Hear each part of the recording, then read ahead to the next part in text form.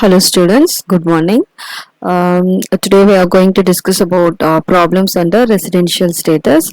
So in the last session we were covered everything about residential status. So what is resident, who is non-resident, so what are the major types of resident.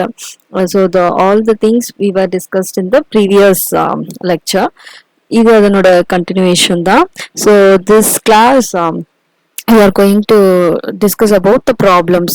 Okay, so residential statusல வந்து என்ன மாதிரி problems கேட்பாங்க அப்படின்றது தான் இந்த topic, ஐ மீன் இந்த பார்ட்ல நம்ம இன்னைக்கு பார்க்க போறோம். ஸோ இதுல வந்து நம்ம தெரிஞ்சுக்கிறது என்னன்னா, ப்ராப்ளம்ஸ் இதுல கேட்டாங்கன்னா நம்ம இதை மிஸ் பண்ணக்கூடாது. 4 மார்க்ஸ் ஈஸியா வாங்கலாம்.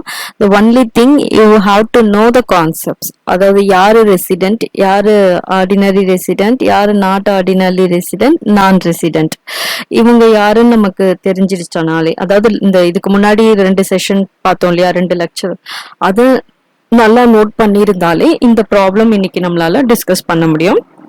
Okay, so let me go to the problem directly. So first problem.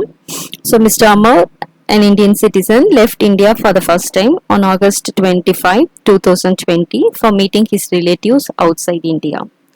During the calendar year 2021, he did not visit India. He finally came to India as on 15th January 2022. Determine his residential status for the financial year 2020 to 2021 and an assessment year 2021 to 2022.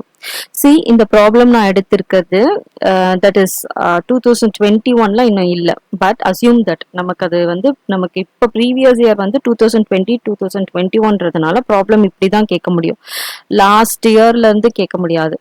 Okay, so அப்படி கேட்டாங்கன்னா அதுக்கு வேற மாதிரி நம்ம answer பண்ணணும். But இந்த மாதிரி இன்னும் வரவே இல்லை, வராததுக்கு எப்படி அவர் விசிட் பண்ணலை, ஹி டிட் நாட் விசிட்லாம் கொஸ்டின் பண்ணாதீங்க. ஐ எம் ஜஸ்ட் ஒரு அண்டர்ஸ்டாண்டிங்காக இந்த ப்ராப்ளம்ஸ் போட்டிருக்கேன். பிகாஸ் நமக்கு ஃபினான்ஷியல் இயர் அசஸ்மெண்ட் இயர் புரிஞ்சிருக்கணும். அது புரிஞ்சிருந்தாதான் நம்மளால வந்து இதை போட முடியும். ஓகே, ஸோ அதுக்காக தான் நான் வந்து 2021 2022 டேட்ஸ் எல்லாம் எடுத்திருக்கேன். ஓகே, ப்ளீஸ் அதை வந்து மைண்ட் பண்ணிக்காதீங்க. இன்னும் வராத டேட்டுக்கு எப்படி மேம் அவர் வரல, அவர் வந்தாரு அப்படின்னு கேள்வி கேட்காதீங்க. ஓகே, ஜஸ்ட் ஒரு அண்டர்ஸ்டாண்டிங்காக தான். அது ஆக்சுவலாக நடந்துட்டு இருக்க மாதிரி ஒரு அசம்ஷன் வச்சுக்கோங்க. ஸோ அதுக்காக நான் போட்டிருக்கேன். Okay, so first problem, Amar எப்போன்னு பார்த்தீங்கன்னா இந்தியன் சிட்டிசன். அவர் வந்து இந்தியன் சிட்டிசன் இல்லையான்றதெல்லாம் நமக்கு ப்ராப்ளம் கிடையாது. பட் ப்ராப்ளம்ல மென்ஷன் பண்ணியிருக்காங்க, ஜஸ்ட் நல்லா ப்ராப்ளமை படிங்க. So he is an Indian citizen for the first time he left India. Okay, அப்படின்னா என்ன அர்த்தம், ஆகஸ்ட் 25 வரைக்கும் 2020 ஆகஸ்ட் 25 வரைக்கும் அவர் இந்தியாவில் தான் இருந்திருக்காரு. அதுக்கு முன்னாடி இந்தியா விட்டு அவர் வெளியே போனது இல்லை அப்படின்றது நமக்கு தெரியுது. So he for the meeting his relatives அவுட் சைட் இந்தியா, அது ஏதோ ஒரு பர்பஸ்க்காக இந்தியாவுக்கு விட்டு வெளியே போயிருக்காரு. Now during the calendar year 2021 he did not visit India. Assume that August 25 போனவர் September, October, November, December, okay, next January 2021 வந்துடுச்சு. அந்த calendar year, that is calendar இயர்னா ஜான் டு டிசம்பர், அந்த ஃபுல்லாவே வரல. 2021 ஃபுல்லா இந்தியாவில் வரல அவர். Then he finally came to India as on 15th January 2022. So அந்த 2021 ஃபுல்லாக வரல, பட் 15th January 2022ல தான் இந்தியாவில் வந்திருக்காரு. நான் இவருக்கு ரெசிடென்ஷியல் ஸ்டேட்டஸ் என்ன அப்படின்றத கண்டுபிடிக்கணும். So determine his residential status for the financial year 2020 to 2021 and assessment year 2021 to 2022. Okay, நான் ப்ராப்ளம் நல்லா புரிஞ்சுக்கோங்க. ஸோ அவர் வந்து 21ல இந்தியாவுக்கு வரல, பட் ஆகஸ்ட் 25 2020ல ஃபர்ஸ்ட் டைம் இந்தியா விட்டு வெளியே போயிருக்காரு. And next 15th January 2022 he returned. Okay, இந்தியாவுக்கு திரும்ப வந்துட்டார். நான் இதுல இருந்து நம்ம ப்ராப்ளம் கண்டுபிடிக்கணும். ப்ராப்ளம்ஸ் போறதுக்கு முன்னாடி ஃபர்ஸ்ட் ஸ்டெப் நம்பர் 1, நம்ம மைண்ட்ல வந்து அந்த கிளாசிஃபிகேஷனை கொண்டு வரணும். ஜென்ரலா ஒரு கால்குலேஷன் போடணும். மைண்ட்ல என்ன கால்குலேஷன் கொண்டு வரணும், ரெசிடென்ட்னா ordinary resident, not ordinary resident. இன்னொரு major classification non resident. Now again resident ordinary resides in இந்தியானா என்ன ஃபார்முலா, அவருக்கு வந்து 2 கண்டிஷன் இருக்கு, basic conditions, additional conditions. Basic கண்டிஷன்ஸ்ல ஏதாவது ஒரு கண்டிஷன்ஸ் சாட்டிஸ்ஃபை பண்ணணும். அடிஷ்னல் கண்டிஷன்ஸ்ல ரெண்டுமே சாட்டிஸ்ஃபை பண்ணியிருந்தாதான் அவர் resident but ordinarily resides in India அப்படின்னு சொல்லுவோம்னு பார்த்துருக்கோம். அப்போ இதுல எது வரப்போறார் அவர்? இது resident ordinarily resides in India. Resident not ordinarily resides in இந்தியானா ஏதாவது ஒரு பேசிக் கண்டிஷன், தட் இஸ் 182 டேஸோ or 60 days plus 365 days during the last 4 இயர்ஸோ இந்த ரெண்டுத்துல ஏதோ ஒரு கண்டிஷன் சாட்டிஸ்ஃபை பண்ணணும். ஆர் அடிஷ்னல் கண்டிஷன்ஸ்ல ஏதாவது ஒன்று சாட்டிஸ்ஃபை பண்ணணும், அல்லது none of the additional conditions, that is last previous இயர்க்கு முன்னாடி இருக்கக்கூடிய 7 இயர்ஸ்ல 2 இயர்ஸ் இந்தியாவில் இருக்கணும்.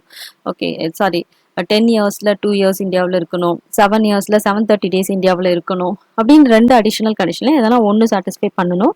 ஆர் ஏதாவது சாட்டிஸ்ஃபை பண்ணலைனாலும் பரவாயில்ல, அவரை தான் நம்ம என்ன சொல்லுவோம், ஒரு பேசிக் கண்டிஷன் சாட்டிஸ்ஃபை பண்ணி அடிஷ்னல் கண்டிஷன் ஒன்று சாட்டிஸ்ஃபை பண்ணாலும் அல்லது பண்ணாமல் போனாலும் அவனை தான் நம்ம என்ன சொல்லுவோம், resident not ordinarily resides in இந்தியான்னு சொல்லுவோம்.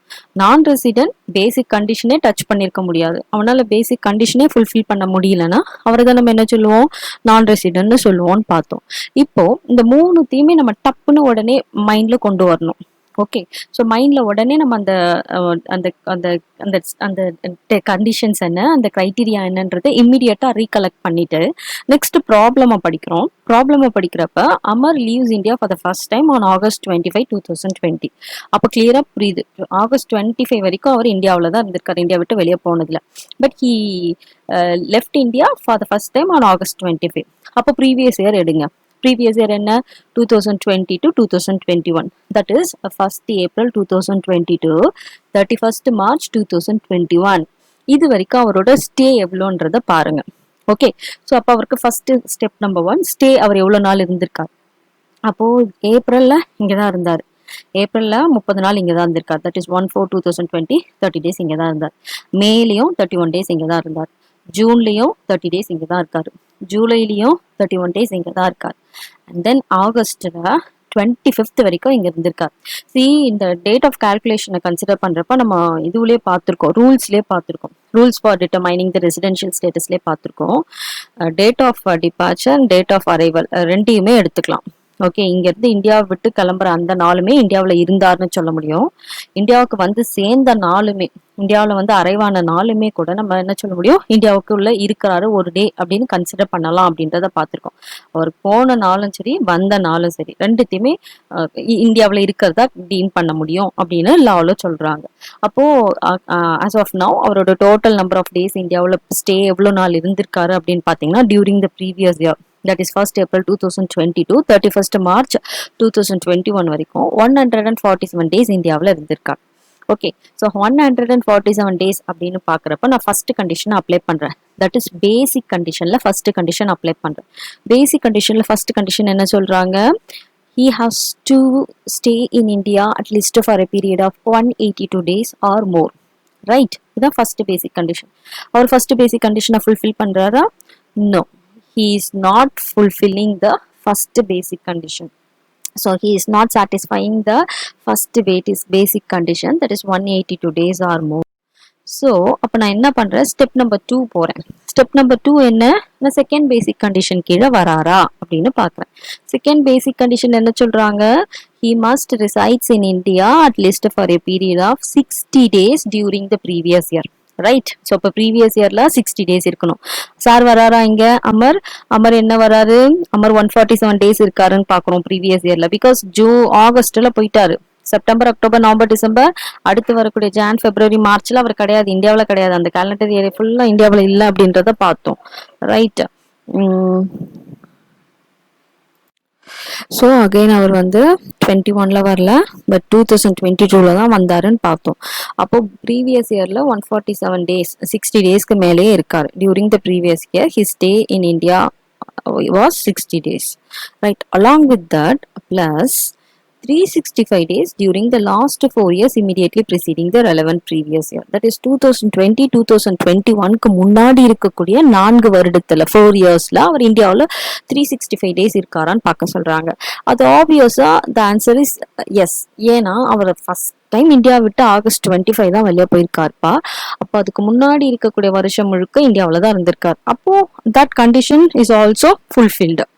Right, it is also satisfied by Amma. So 60 days plus 365 days during the last 4 years, that is 2016 to 17, 17 to 18, 18 to 19, 19 to 20, அந்த 4 இயர்ஸ்லயும் இந்தியாவில் அவர் இந்தியாவிலே தான் இருந்திருக்கார். 365 days இருந்திருக்கார், அதுக்கு மேலே இருந்திருக்கார். அப்போ he is satisfying the second basic condition, right? And again I am going to the additional conditions. Additional conditions our fulfill பண்றாரான்னு பார்க்குறோம். additional conditions என்ன சொல்றாங்க? 2 conditions இருக்கு. அதாவது 10 yearsல 2 years இந்தியாவில் இருக்கணும். ஓகே, தட் இஸ் ப்ரீவியஸ் இயருக்கு முன்னாடி இருக்கக்கூடிய 10 years, தட் இஸ் 2010ல இருந்து 2020 வரைக்கும் இந்தியாவில் இருந்திருக்காரா அப்படின்றத பார்க்க சொல்றாங்க. இன்னொன்று 7 yearsல 730 days இந்தியாவில் இருக்காரா, அதாவது 7 years அப்படின்னு பார்த்தீங்கன்னா 2013ல இருந்து 2020 வரைக்கும் இந்தியாவில் 7 yearsல 730 days இருக்காரான்னு பார்க்குறப்ப எஸ், அதுவும் சாட்டிஸ்ஃபை பண்ணியிருக்காரு. பிகாஸ் அவர் ஃபர்ஸ்ட் டைம் இந்தியா விட்டு போனதே August 25 தான். அப்போ அதுக்கு முன்னாடிலாம் இங்கே தான் இருக்காரு. அப்போ நம்ம அதுக்கு பெரிய ஃபார்முலாவோ கால்குலேஷனோ போடணும்னு அவசியம் கிடையாது. ஜஸ்ட் மைண்ட் அப்ளை பண்ணுறோம். எஸ், ஆன்சர் என்ன கிடைக்குது? எஸ். அப்போ he satisfying the second basic condition as well as both of the additional conditions. அப்போ அவர் எந்த கேட்டகரியில வருவாரு?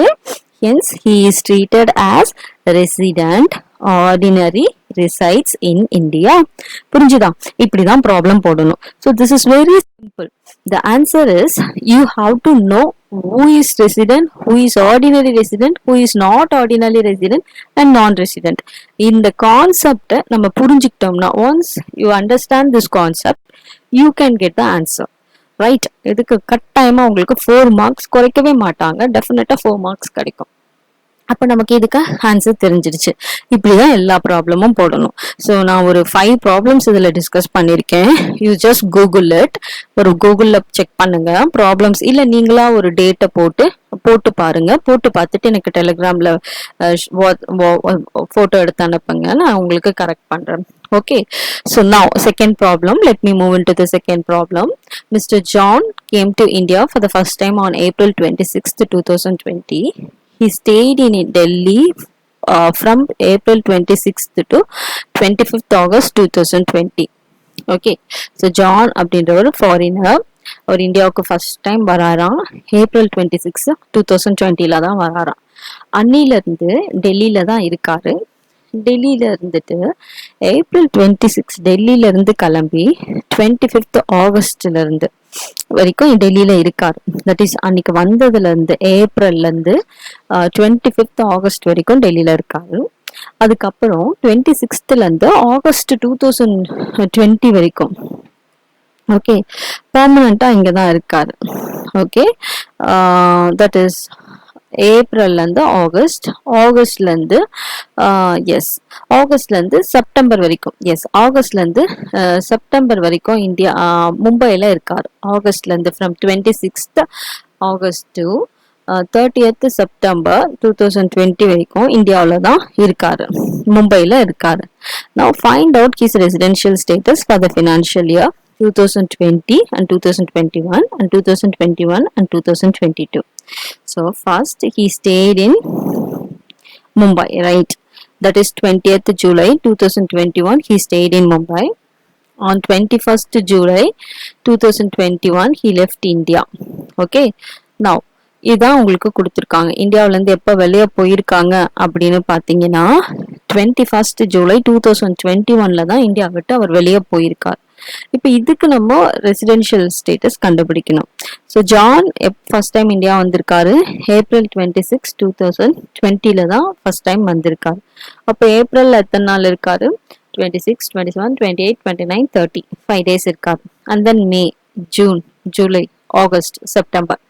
ஓகே, ஸோ செப்டம்பர் இருக்க கால்குலேஷன் போட்டாச்சு. Now October, November, December. Okay, December, Jan, February, March, April. அப்போ 2020 to 2021 வரைக்கும் இந்தியாவில் எத்தனை நாள் இருந்திருக்காரு? His total number of stay in India was 212 days during the previous year, that is 2020 to 2021. Now he is satisfying the first basic condition, that is 182 days or more. Basic condition satisfy பண்றாரான்னு பார்க்கிறோம். Yes, basic conditionல first condition satisfy பண்றாரு. அப்போ ஒரு basic condition satisfy பண்ணாலே போதும், second condition போகணும்னு அவசியம் கிடையாது. Step number 2 போறேன். அடிஷனல் கண்டிஷன் எதனா சாட்டிஸ்ஃபை பண்றாரான்னு பாக்குறேன். அடிஷனல் கண்டிஷனை பொறுத்த வரைக்கும் he first time came to India, that is இந்தியாவுக்கு ஃபர்ஸ்ட் டைம் ஏப்ரல் 26 தான் வந்திருக்காரு. அப்போ he could not satisfy both of the additional conditions or none of the additional conditions, that is இந்தியாவில் ப்ரீவியஸ் இயருக்கு முன்னாடி இருக்கக்கூடிய 10 இயர்ஸ்ல 2 இயர்ஸோ ஆர் ப்ரீவியஸ் இயருக்கு முன்னாடி இருக்கக்கூடிய 7 இயர்ஸ்ல 730 டேஸோ இந்தியாவில் இருக்க முடியாது. ஏன்னா அவர் 2020 ஃபர்ஸ்ட் டைம் இந்தியாவில் வந்திருக்காரு. அப்போ ஜான் என்ன கண்டிஷன் சாட்டிஸ்ஃபை பண்றாருன்னு பாத்தீங்கன்னா, here mister John satisfying only one of the basic condition and none of the additional conditions, hence he is treated as resident but not ordinarily resides in India. Okay, இது second problem. And third problem பார்க்கலாம். Mr. Mikkel, the West Indies cricketer, comes to India for 100 days every year. Okay, find out his residential status for the assessment year 2021 and 2022. So Mr. Mikkel வந்து west Indies cricketer, இந்தியாவுக்கு எப்பவுமே 100 days, ஒவ்வொரு வருஷமும் 100 days வருவாங்கன்னு சொல்றாரு. So அந்த 100 days நீங்க வந்து எப்படி கேட்கலாம், மேடம் அது எப்படி வருவாங்க, கேலண்டர் இயரா இல்லை ஃபினான்ஷியல் இயரான்னு கேட்டிங்கன்னா ஃபினான்ஷியல் இயர்னே ப்ரெசியூம் பண்ணிக்கோங்க. ஓகே, இப்போ 100 டேஸ் அவர் இந்தியாவில் இருக்கார், that is April to March, that is ஒவ்வொரு வருஷம்னா 2021லேருந்து 2022, 2020லேருந்து 2021, இந்த ஃபினான்ஷியல் இயர்ல ஒவ்வொரு வருஷமும் 100 டேஸ் இந்தியாவில் இருக்கார். அப்போ ப்ரீவியஸ் இயர் அவர் எவ்வளோ இருந்திருக்காரு, that is 2020 to 2021ல his stay in India was 100 days. Right, நமக்கு சிம்பிள் ப்ராப்ளம், நம்ம எதுவும் கால்குலேட் பண்ண தேவையில்ல, அவங்களே கால்குலேஷன் போட்டு கொடுத்த மாதிரி இருக்கு. therefore he has not satisfied the first basic conditions. first basic conditions என்ன, 182 days or more, அதை அவரால் ஃபுல்ஃபில் பண்ண முடியல. but he has satisfied the second basic condition, that is his stay in India during the previous year 60 days or more plus 365 days during the last 4 years immediately preceding the relevant previous year, that is அவர் ஒரு financial இயரும் 100 days இருக்காருன்னா 400 days வந்துட்டாரு. இப்போ 2016லேருந்து 2020 வரைக்கும் 400 days இருக்காரு. அப்போ he has satisfied the second basic condition, that is 60 days plus 365 days. right, now step number 2 போறேன். Additional condition எதனா satisfy பண்றாரான்னு பார்க்குறோம். now his total stay in India in the last 7 years, that is preceding the previous year, that is 7 years அப்படின்னா 2013லேருந்து 2020 வரைக்கும் 700 days இருப்பாரு. கரெக்டா, ஏன்னா ஒரு financial இயரும் 100 days தான் இருப்பாரு. அப்போ 100 டேஸ் இன்ட்டு 7 நான் போடுறேன், 700 டேஸ் வருது. So minimum requirement, that is 730 days into he does not satisfy the minimum requirements of 730 days in last 7 years, satisfy பண்ண முடியல. okay, and that is and one of the basic condition, that is ஆனா இன்னொரு basic condition, 2 years out of 10 years immediately preceding the relevant previous year, அது எடுத்துக்கிட்டிங்கன்னா 2 years வந்துருவாரு. 2 years அப்படின்னு பார்க்குறப்ப 2 இயர்ஸ்க்கும் 2 years out of 10 இயர்ஸ்க்கு கால்குலேட் பண்ணுங்க. 2 இயர்ஸ்னா 2010லேருந்து 2020 வரைக்கும் 2 இயர்ஸ் இந்தியாவில் இருந்திருக்கணும். அப்படி பார்த்தீங்கன்னா 10 இயர்ஸில் அவர் எவ்வளோ வருவார், 10 இயர்ஸில் என்ன கால்குலேஷன் வரும் உங்களுக்கு, 10 இயர்ஸ் அப்படின்னு பார்த்தாலும் 1000 டேஸ் வருமா, 10 இயர்ஸ் இன்ட்டு 10 இன்ட்டு 100 1000. அப்படி பார்த்தீங்கன்னா அவர் வந்து 2 இயர்ஸ் கால்குலேஷனில் வருவார். தட் இஸ் 2 இயர்ஸ் கால்குலேஷனா ஒரு நாளைக்கு 365னா 365 + 365 எவ்வளோ வரும் உங்களுக்கு 1 இயருக்கு, எஸ் 730 டேஸ் வரும். அது 730 டேஸ் வருது. அப்போ அந்த கால்குலேஷனில் பார்த்தீங்கன்னா அவர் ஃபுல்ஃபில் பண்ணுறாரு. ரைட், அப்போ என்ன கால்குலேஷனில் செகண்ட், தட் இஸ் இன்னொரு additional condition, 2 years out of 10 years, அதில் 2 இயர்ஸ் இருந்தால் போதும்னு சொல்கிறோம்.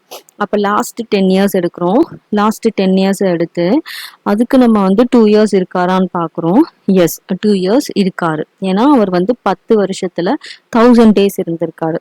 கரெக்டா, ஒரு வருஷத்துக்கு 100 டேஸ்னாலும் 10 வருஷத்துக்கு 1000 டேஸ். அப்போ 2 இயர்ஸ் அவர் சாட்டிஸ்ஃபை பண்ணுறாரு. அப்போ he is satisfying one of the basic conditions and one of the additional conditions also, and hence he is treated as resident but not ordinarily resides in India, because both the additional conditions satisfy பண்ணாதான் அவர் என்ன category கீழே வருவாரு, resident ordinarily resides in India வருவார். ஒரு additional condition அவர் satisfy பண்றதுனால அவர் resident but not ordinarily resides in இந்தியான்னு சொல்றேன்.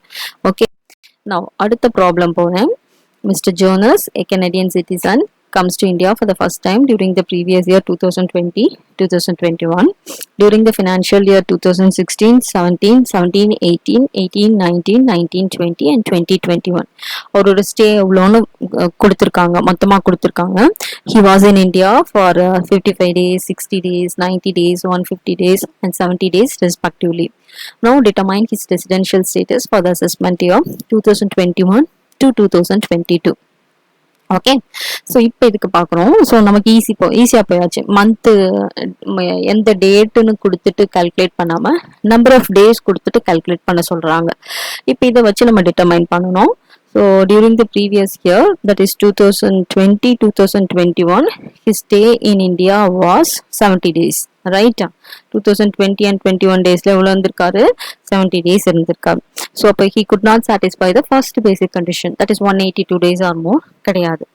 செகண்ட் கண்டிஷன் வராரான்னு பார்க்கலாம். Step number 2, that is 60 days during the last previous year plus 365 days during the last 4 years immediately preceding the relevant previous year. So இதெல்லாம் நம்ம பார்க்குறப்ப 4 வருஷத்தை எடுக்கிறேன். 16, 17, 17, 18, 18, 19, 19, 20 எடுக்கிறேன். So அப்படி பார்க்குறப்ப he was in India for 55 days, 60 days, 90 days, 150 days. அப்போ எவ்வளோ நாள் வராது?